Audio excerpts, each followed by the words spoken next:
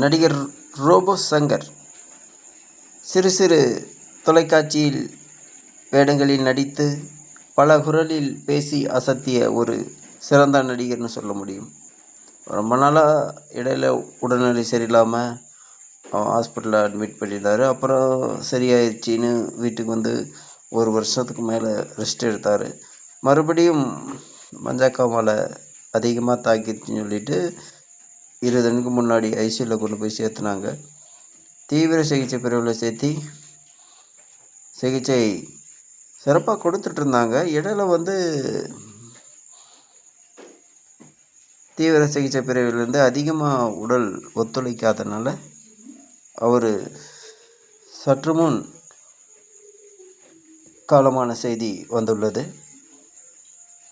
சிறந்த ஒரு நடிகரும் சிறந்த ஒரு கதாபாத்திரம் கொண்டு நடிக்கக்கூடிய ஒரு சிறந்த ஒரு மனிதர் என்று சொல்லலாம்.